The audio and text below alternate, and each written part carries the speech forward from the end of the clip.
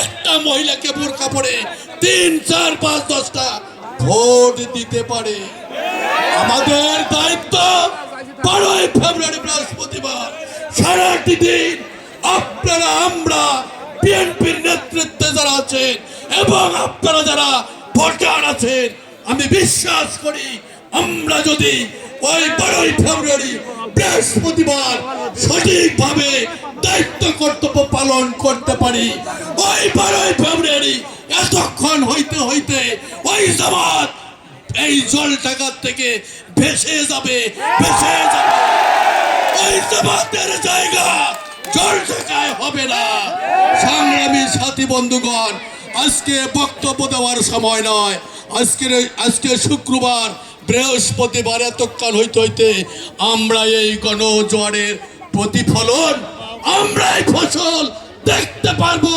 আমি আবার বারবার একটি কথা আপনাদেরকে বলতে চাই, দায়িত্ব দায়িত্ব, কর্তব্য কর্তব্য। আমরা মূলত একটু অলস, আমরা মূলত একটু অবহেলা করতে জানি। এই অবহেলা, এই অলস আপনারা করবেন না। সংগ্রামী সাথী বন্ধুগণ, আমাদের প্রার্থী সৈয়দ ভাই সম্বন্ধে আপনারা বিস্তারিত জানেন। উনি দুইবার জলঢাকা নির্বাচনী এলাকার সাবেক উপজেলা চেয়ারম্যান ছিলেন। ওনার সম্বন্ধে আপনাদের বিস্তারিত জানা আছে। ওনার সম্বন্ধে আপনাদের সামনে বেশি কিছু বলার আমার নাই। ওনার সম্বন্ধে আপনারা জানেন এবং ওনার সম্বন্ধে যথেষ্ট অভিজ্ঞতা এবং ওনার আচার আচরণ, চলন ফেরন, দান দক্ষিণা থেকে শুরু করে সফল 10 বছরের সেই সাবেক উপজেলা চেয়ারম্যান সম্বন্ধে আপনার সব জানা আছে আপনাদের।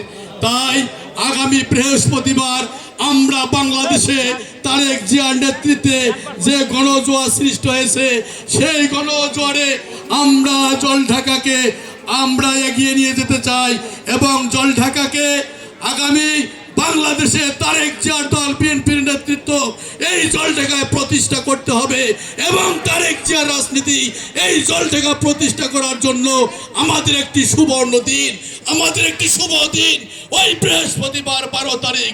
সংগ্রামী সাথী বন্ধুগণ, গোটা বাংলাদেশে ধানের শীষের জয় জয়কার, এই জয় জয়কার 12 তারিখে আমরা জলঢাকায়ও ওই তারেক জিয়াকে, সৈয়দ আলী ভাইয়ের ধানের শীষ, ওই তারেক জিয়ার ধানের শীষ প্রতীকে দিয়ে আমরা জলঢাকায় একটি মডেল জলঢাকা গঠন করতে চাই। আরেকটি দল যারা আমাদের প্রতিদ্বন্দ্বিতা করতেছে, ওই জামাত ইসলাম, ওই জামাত শিবির চক্র আজকে হিন্দু ভাইদেরকেও আজকে ষড়যন্ত্র করে শুরু করেছে।